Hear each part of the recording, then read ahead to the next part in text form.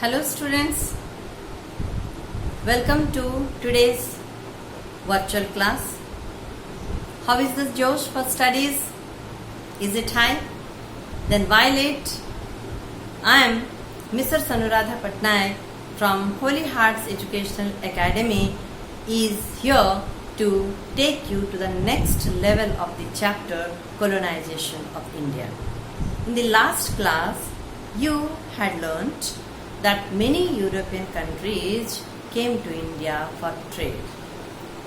Ultimately and finally, the English and French remained and they become great competitors of each other.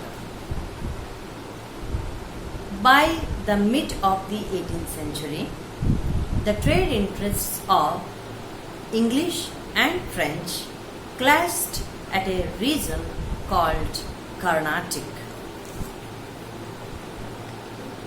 Carnatic region is situated in southern part of India, and this resulted to Anglo-French wars, and these Anglo-French wars were also called as Carnatic Wars. Ultimately, the British defeated French under the able leadership of Robert Clive. British East India Company felt the need of an army.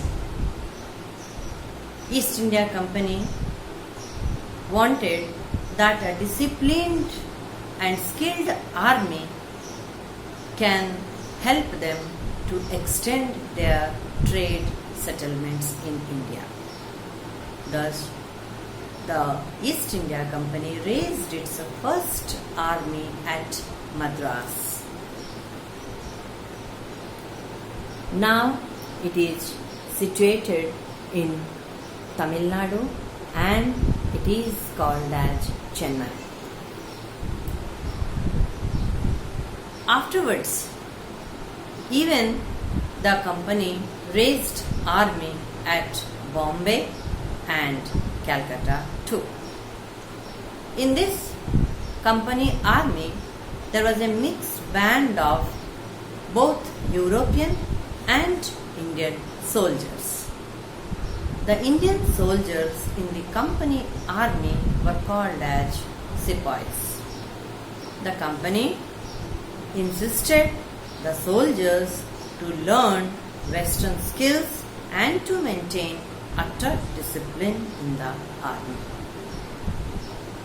Students, after this, we will see that how the British East India Company, that is the English East India Company, gradually wanted to control political field of Bengal. For this, we have to see that in Bengal, for the first time, the East India Company established its trade settlement at Hooghly. But gradually it violated the trade rules. As a result, the then Mughal Emperor Aurangzeb, he waged a war against the company forces and even defeated the company forces. Afterwards, Job Charnock, he established another trade settlement factory, and that was later called as the Fort William. Afterwards, Aurangzeb even granted duty-free trade to the company, and the company got duty-free trade, that is to collect the revenue of the three villages. The three villages were Govindpur, Kalikata and Sutanoti.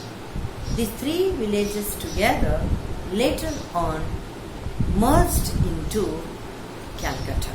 Popularly was called as Calcutta by the English East India Company.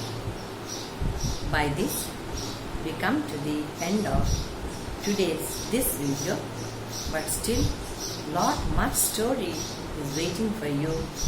Thus, keep safe yourself and stay tuned for the next video.